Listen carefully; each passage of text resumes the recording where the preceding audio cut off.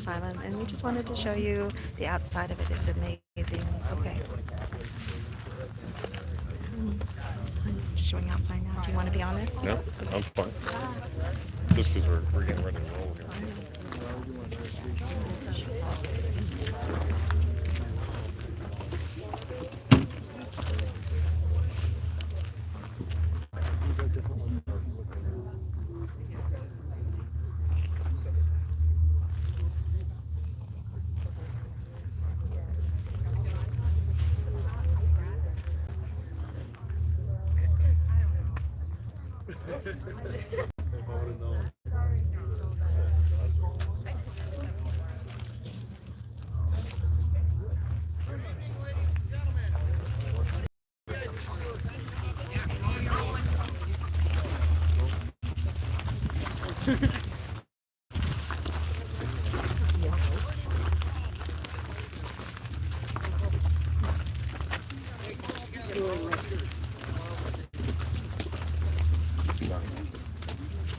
Okay, this evening we got about 39 people.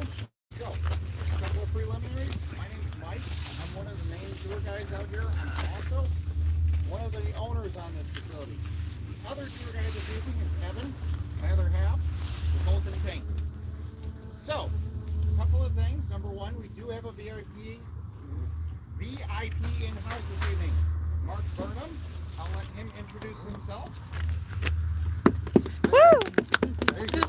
Yeah. Yeah. My name's Mark Burnham. As he said, I'm the most recent Leatherface in Texas Chainsaw Massacre from Fede Alvarez, Legendary Entertainment, and available only on Netflix.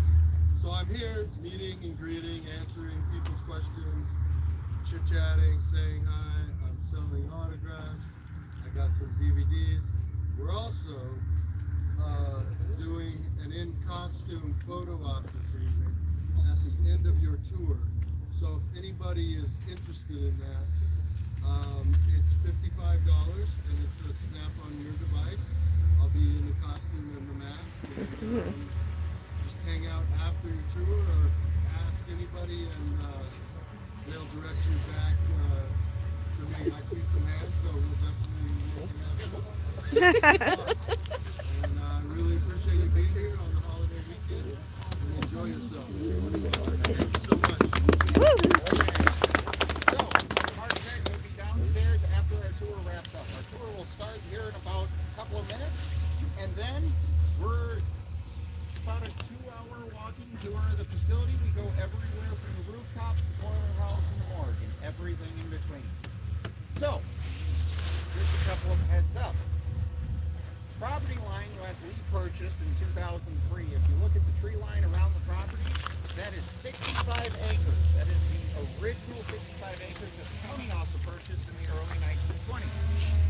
When they purchased the property in the 20s, they also had a asylum in Sheboygan. Some people know about it, not everyone does. The second asylum in Sheboygan County was actually just west of Valrath Corporation, where the Pick and Save is and the police department is. There was an original facility there that was opened in the late 1800s and ultimately was raised in 1960. Our facility broke ground in 1936-37 and opened in 1940. So much fanfare. It was slated as the latest and greatest in mental health treatment and care within Sheboygan County because of many things that we will highlight within our building. Are we all local, semi-local? I heard somebody's from Alaska this evening. Yes. Anybody can beat that. Okay, awesome. Really? Where from? I'm from Colorado. Oh, okay. Well, hopefully you're warmer here than back home. So, This is summertime. I was going to say, you guys are warmer. exactly. And we still have sunlight. The building's cornerstone was set in 1939. The facility opened in August of 40. If you're from the area, have you heard the rumor that this asylum hosts the German POWs during World War II? Mm-hmm. Yeah. False. Yeah. So, if you think about it, This facility in World War II was brand new. The paint had barely dried, and the patients and staff had barely moved in by the time they were importing German POWs. Now, I don't know about you, but if my mother-in-law needs a house, and I just moved into my home, I'm not going to get that up. She can have my old one. And that's exactly what happened. In Sheboygan County, the original facility was the one that hosted the German POWs, as well as the Plymouth Fairgrounds. That's the two sites in which they were housed. Unfortunately, we can't easily see it right now, but if you guys want to kind of move up towards the picnic tables, I'll continue to talk.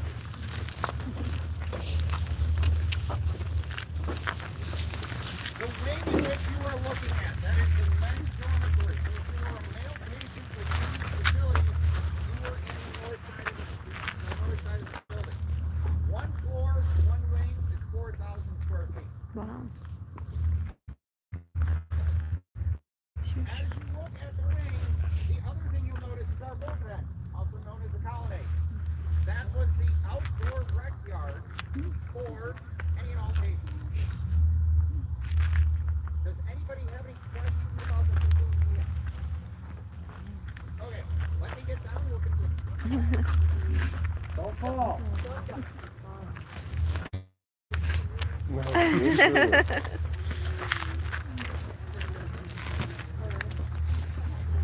Yeah, we'll have to get a photo.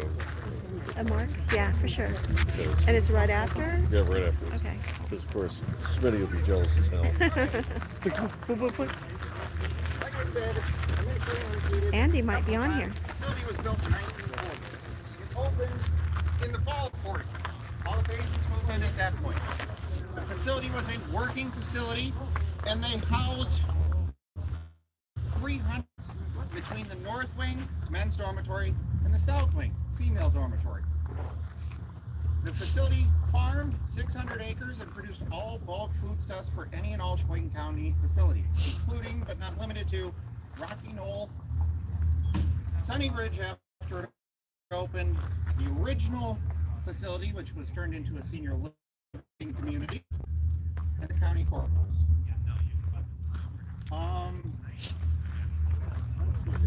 A couple of raw stats about the building and the property. We have 250,000 square feet under roof. We have over an acre of flat roof.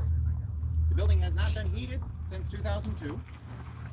And I always joke, I dare you to shut off your heat in your home for 23 years and see what's left. Yeah. The basement foundation footings go 8 feet below the grade. We actually looked at the prints last night. Some of them go upwards of 12 feet below the basement floor. The basement walls are upwards of 36 inches thick. It is a concrete bunker. It is not going anywhere. If this facility ever has damage due to natural disaster, pray for the rest of us. We're all hoping. Let's see here. What else? Any questions? Any other rumors people have heard about my building? Yeah, do you know anything about the ghosts that are around here? It is haunted. Last year I was pushed. We've heard voices. We've identified a couple of spirits in the building. We'll talk about those. If you guys are interested in the ghost hunting investigations, those are ran by Fox Valley Ghost Hunters or Sheboygan Asylum Investigations. They run them during the warm months. Again, not heated. During the warm months, basically April, May through November. I believe they're sold out for the rest of the year, but if you follow them on Facebook, they'll start posting about tickets as soon as the spring hits. So, the first thing we're going to do is, because there are 39 of us this evening, Evan will take one group, I'll take another group. I have an assistant this evening, so my group could be a little bit bigger if we have an odd number, just as a heads up. What I'd like to do is I'd like to take a step up towards the haunt entrance, which is our front vestibule, and I will go over some of the architecture of the building, as well as the original architect and things like that. So, Cool. Please follow Evan up to the front.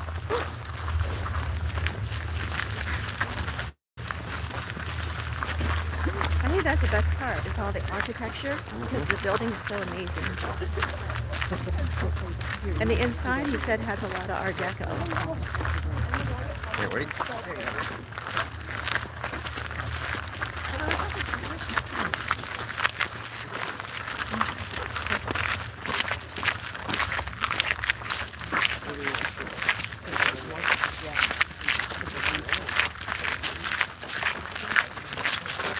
beautiful trees.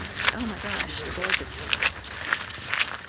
Yeah, this is the Sheboygan Insane Asylum, and it's in Sheboygan, Wisconsin. And we're doing a tour. It's like a 2-hour tour, and then we're doing a haunted attraction.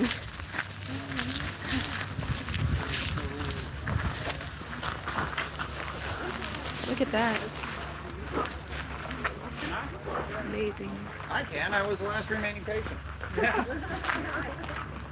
Wow. So,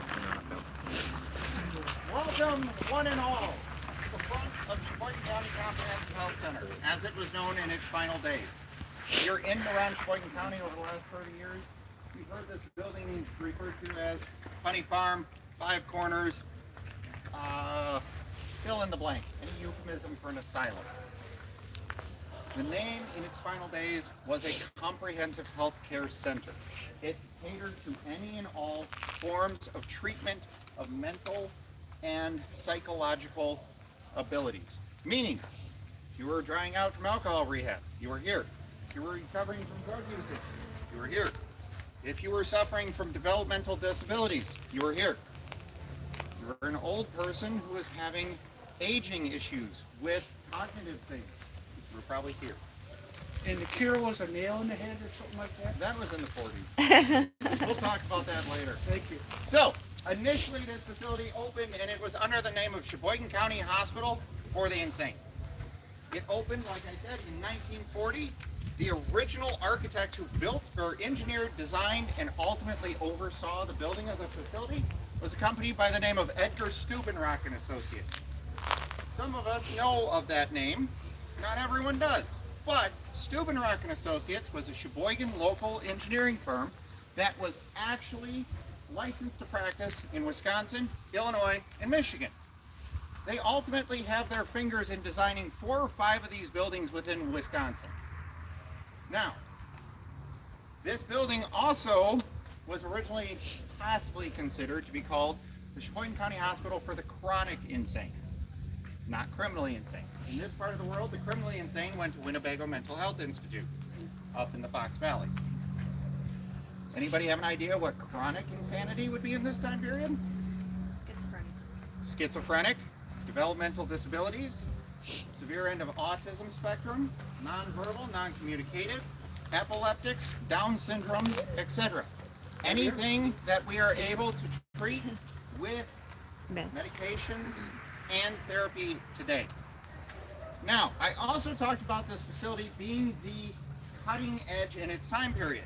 This was opened with much fanfare. There's a Sheboygan paper when it opened dedicated to this facility and how much it was a vast improvement for mental health within Sheboygan County.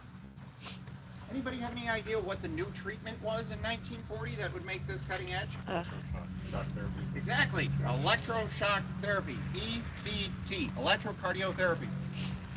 Now, the other thing that's kind of fascinating about that is we all hear that term and we go, oh, well, somebody just puts a mouth guard in you and reboots your brain.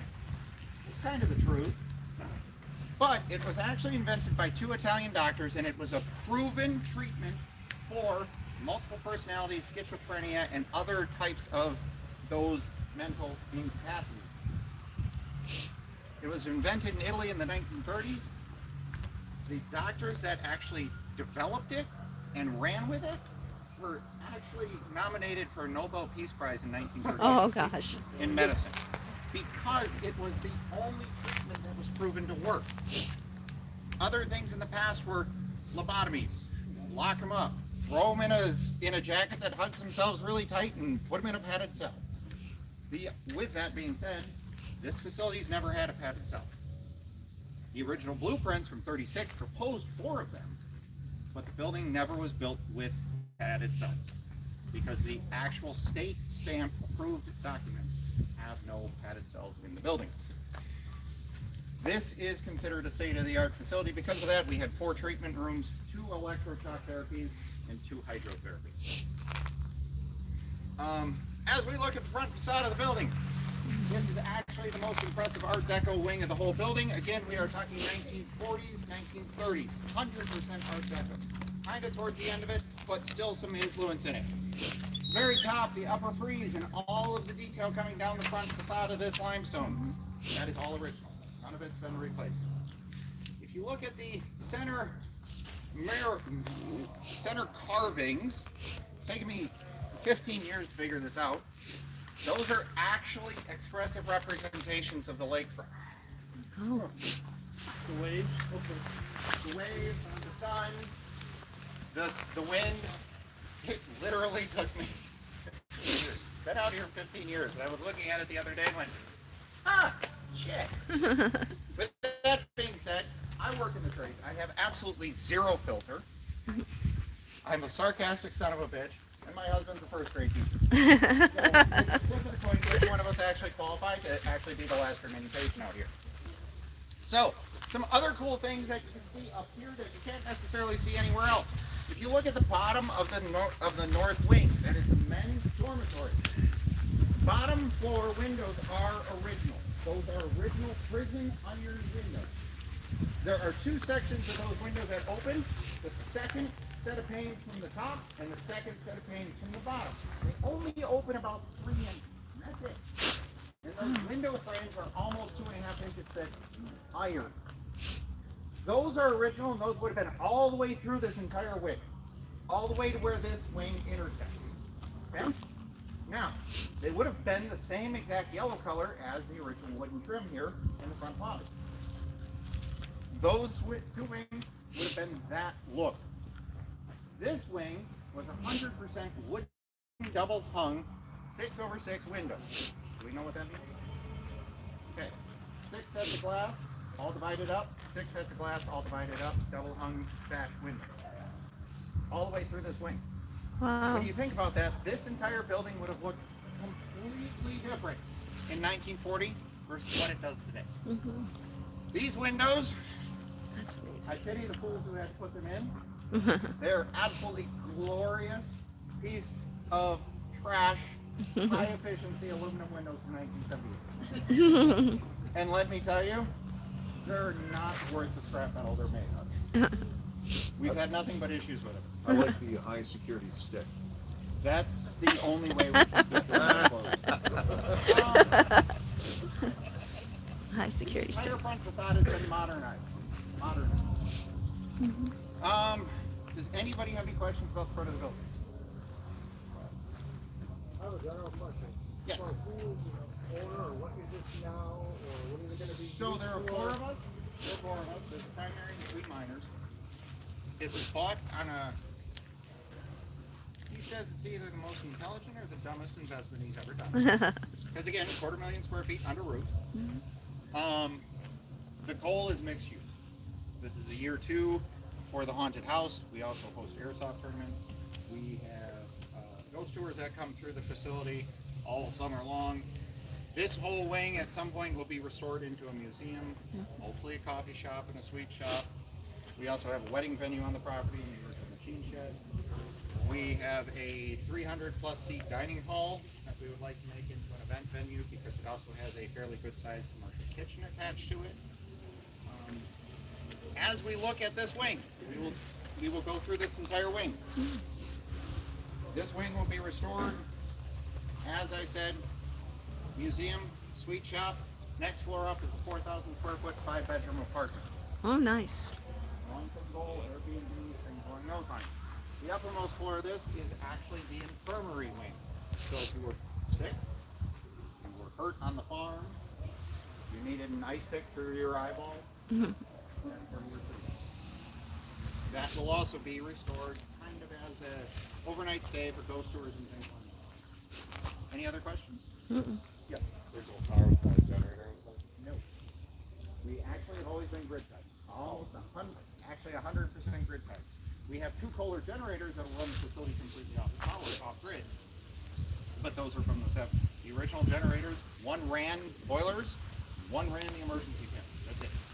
There were 2 10-kilowatt generators, and most whole home backups are between 12 to 20 kilowatts. So it was enough to run lights and keep the boiler from exploding. I saw another hand. Yes, ma'am. I actually don't know, and he won't tell me. Any other questions? Okay, awesome. So, what I think we're going to do is we're going to split into two separate groups, like I said, roughly 20 apiece, and some will go with that lunatic, and some will go with this one. Evan's tour does the exact same thing. The only difference is he does it opposite. So he starts at the boiler house, works up towards the roof, and comes down. We start on the roof and work out towards the boiler. So, I'm letting y'all figure it out because I haven't done enough counting. We've already talked, so we're gonna stick with you. Yeah, so that you can let us know. Okay. Thank you. You're welcome. You got enough? Back off. Awesome. Okay, so we're gonna let Evan's group step off or go down into the boiler house, and then we will come into the other side. I'm so excited. I'm so excited. Oh. Just gotta make sure I have my keys with me. Or else we're full. Can we vape inside? No. Okay, thank you. I don't have to hide it then. Please no. Now, with that being said, the building was open to smoking in its time period, so anything that was white is now a lovely nicotine yellow. No, not really. If you get desperate, you can just lick the wall. I wasn't. Yeah.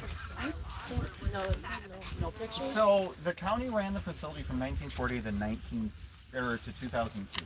The county closed the facility because of multiple reasons. Number one, rules and regulations within the state changed as far as housing people that this facility housed. Number one. Number two, the facility had been through multiple engineering studies, and ultimately the county was tired of the building. Sheboygan County has an absolutely horrific track record of, it's old, it will cost us $1 more, we're going to bulldoze the damn thing. It's just the truth. It's inconvenient, whatever.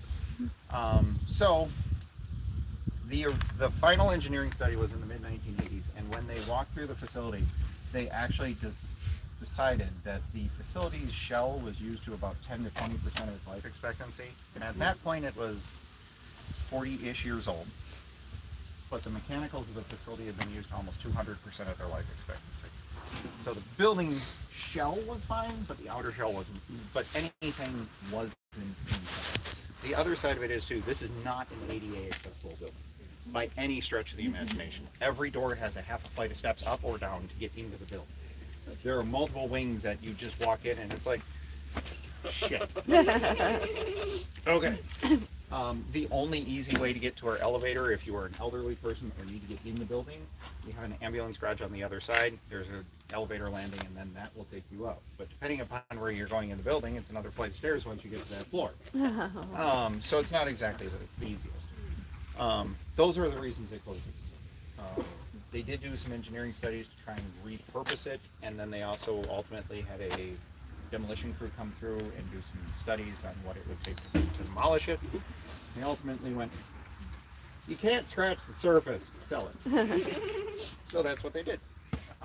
And ultimately it was purchased by private investment in 2003. And you got on No. I'm actually originally from Michigan. I moved here for the goofball that's leading the other tour. I got involved in 2010 when I moved here. And I started doing maintenance and upkeep and things along those lines, and I got part of the ownership when I graduated because I was told I was told he needed my knowledge for the building, and he wanted me to stick around. So cool. Yeah, awesome. So I think Evan's crew is gone. We are going to go down the haunt, and we'll see what happens from there.